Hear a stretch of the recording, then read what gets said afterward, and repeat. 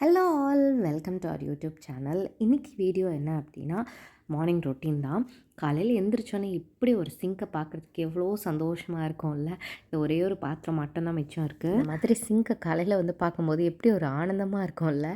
So காலையில் எந்திரிச்சிட்டு பால் வந்து காய வச்சுருக்கேன். காஃபி இல்லாட்டி டீ ஏதாவது ஒன்று போட்டு குடிக்கணும் அப்படின்னு சொல்லிட்டு. அண்ட் ஆல்சோ இப்போல்லாம் வந்து வெயிலுக்கு ஹாஃப் லிட்டராக தனித்தனியாக தான் காய்ச்ச வேண்டியதாக இருக்குது.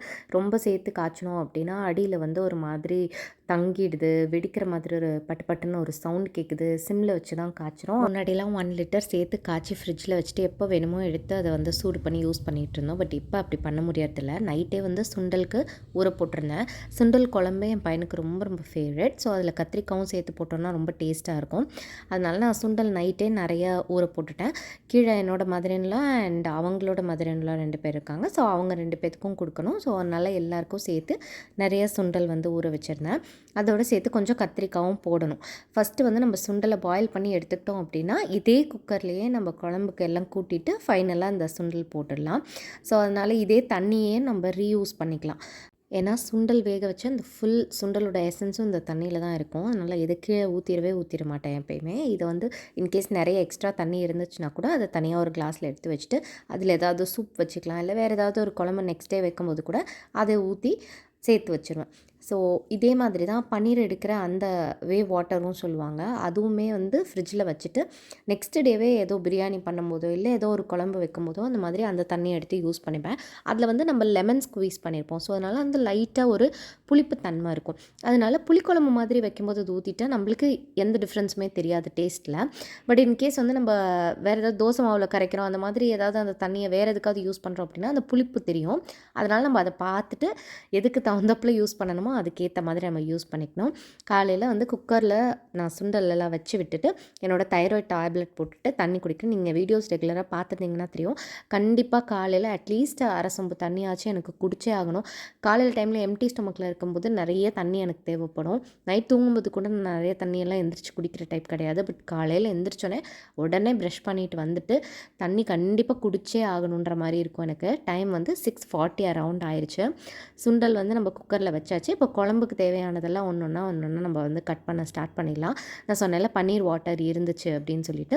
ஸோ அந்த தண்ணியையும் எடுத்து நம்ம குக்கிங்க்கு யூஸ் பண்ணிக்கிறோம்.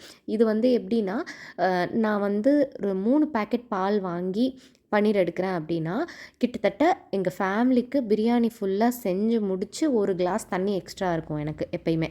So 3 பேக்கெட்டுன்றது 1/2 litre packet 3. அந்த மாதிரி அந்த தண்ணி வந்து அதுக்கேற்ற மாதிரி நெக்ஸ்ட் டேவும் நம்ம வந்து பிளான் பண்ணணும்.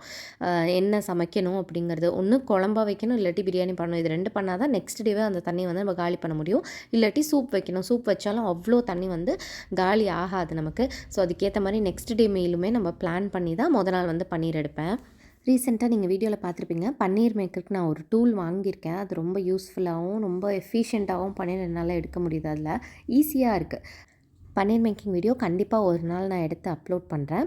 நான் செய்யும்போது மோஸ்ட்லி வந்து இப்போது ரீசெண்டாக வந்து கொஞ்சம் டைம் இல்லை. பிஸ்னஸ் ஒர்க்கும் இந்த ஒர்க்கும் எல்லாம் மிக்ஸ் ஆகி பார்த்துட்ருக்கறனால கொஞ்சம் டைம் இல்லாதனால பேக்கெட்டில் தான் நான் வந்துட்டு ஒரு 2-3 டைம்ஸாக வாங்கிட்டுருக்கேன் இப்போ ரீசெண்டாக.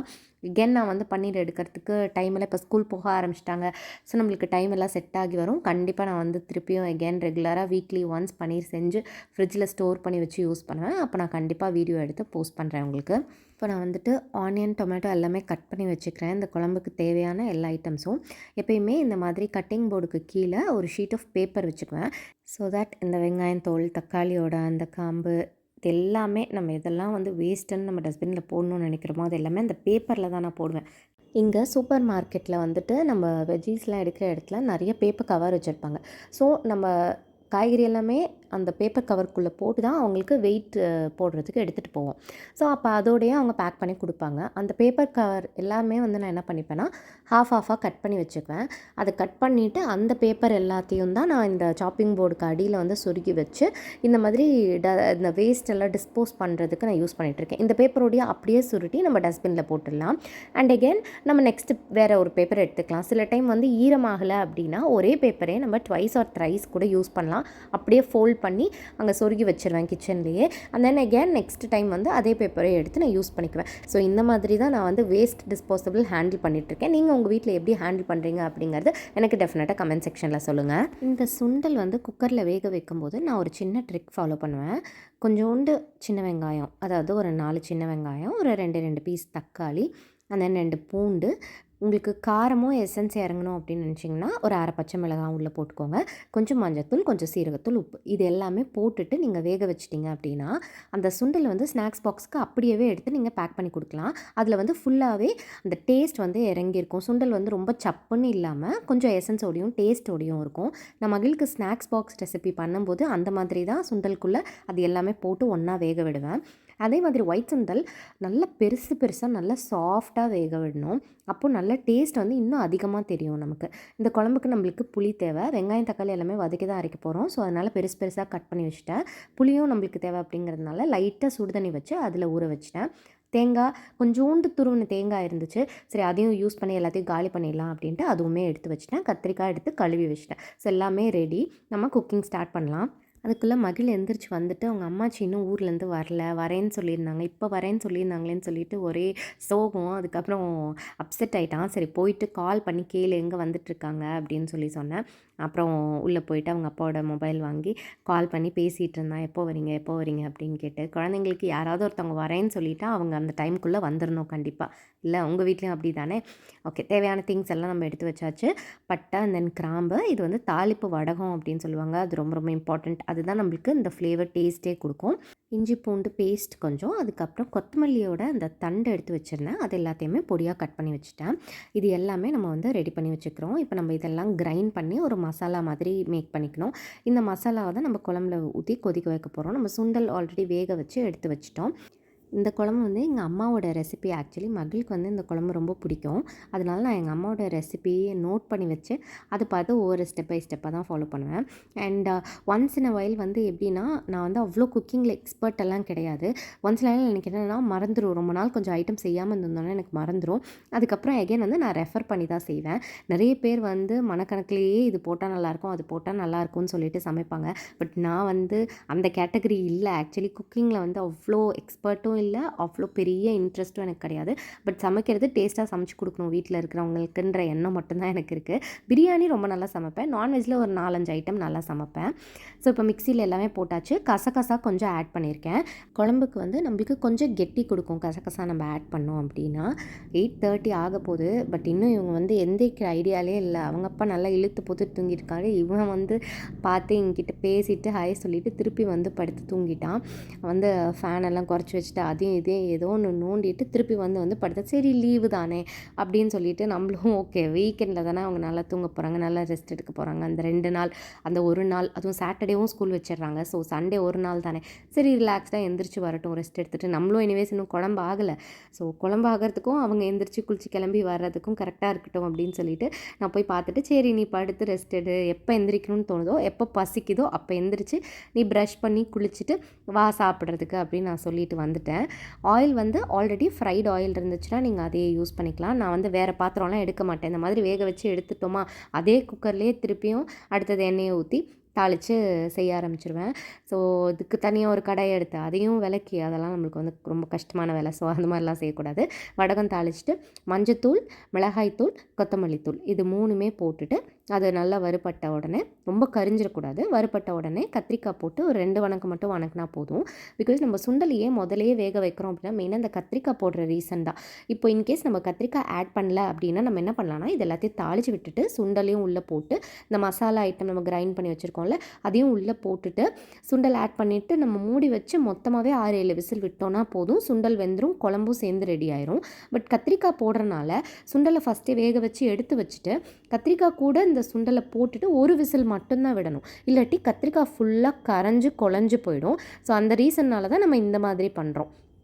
நம்ம எந்த மெத்தடில் வேணாலும் பண்ணலாம். இல்லை ஃபஸ்ட்டு சுண்டல் குழம்பு நீங்கள் செஞ்சு முடிச்சுட்டு அதுக்கப்புறம் தனியாக ஒரு சட்டியில் கூட எண்ணெய் ஊற்றி எண்ணெய் கத்திரிக்காய்க்கு வதக்குவோம்ல கத்திரிக்காவை அந்த மாதிரி தனியாக நீங்கள் வதக்கிட்டு கூட இதுக்குள்ளே ஆட் பண்ணிக்கலாம். குழம்பு ரெடி ஆனதுக்கப்புறம் எப்படி வேணும்னாலும் பண்ணலாம். நம்ம கன்வீனியன்ஸ்க்கு ஏற்ற மாதிரி பண்ணலாம். நான் இந்த மெத்தட் ஃபாலோ பண்ணுறேன்.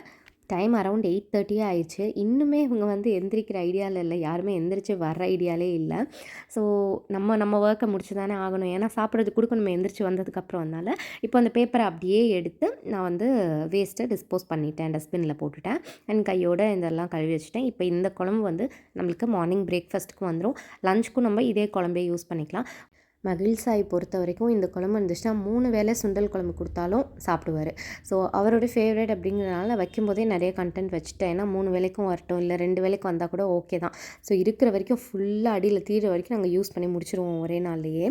இன் ஜென்ரல் இன்கேஸ் மிச்சம் இருக்குது அப்படின்னாலும் அதை ஃப்ரிட்ஜில் ஸ்டோர் பண்ணி அடுத்த நாள் அவனில் ஹீட் பண்ணியோ இல்லை அடுப்பில் ஹீட் பண்ணியோ நாங்கள் சாப்பிட்ற டைப் தான். அந்த இந்த ஒர்க் எல்லாம் முடிஞ்சிடுச்சு. இப்போ நமக்கு லஞ்சுக்கு வந்து ஒயிட் ரைஸ் வந்து கீழே மதரின்ல வச்சு கொடுத்துருவாங்க எனக்கு. ஸோ அந்த ஒர்க் இருக்காது. இதுக்கப்புறம் நான் என்னோடய பிஸ்னஸ் ஒர்க்கை பார்க்க வேண்டியதான். பையனை பார்க்குறது ஒரு மெயினான டாஸ்க். ஸோ இதெல்லாம் தான் நம்ம வந்து இன்றைக்கி பண்ணுற மாதிரி இருக்கும். எந்திரிச்சு அவங்க அப்பா மேலே ஏறி படுத்துட்டு அது ஒரு கொஞ்சம் நேரம்.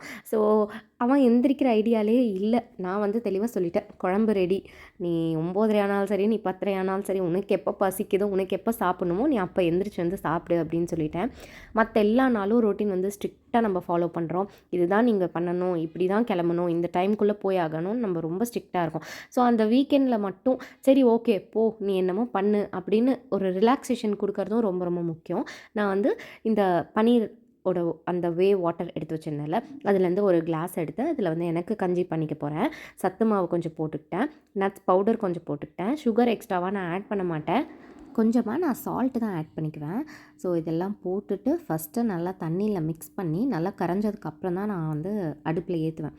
ஏன்னா சம்டைம்ஸ் வந்து தண்ணி லைட்டாக சுட்டுச்சுன்னா கூட நான் பவுடரை உள்ளே போட்ட உடனே அது வந்து கெட்டியாயிரும். அதுக்கப்புறம் மல்லு கட்டி அதை வந்து வச்சு கரைச்சிட்ருக்கிற மாதிரி இருக்கும். எனக்கு அது ரொம்ப கஷ்டமாக இருக்கும். அதனால் எப்பயுமே டைம் ஆனாலும் பரவாயில்ல, பொறுமையாக இதை போட்டு நம்ம ஒன்றும் அவ்வளோ பெரிய எக்ஸ்பர்ட் இல்லை, முதல்ல கிண்டி கலக்கிட்டு அதுக்கப்புறமே அடுப்பில் ஏற்றிக்கலான்ற பிளானுக்கு வந்துட்டேன்னா அடிக்கடி கஞ்சி வச்சு குடிப்பேன்.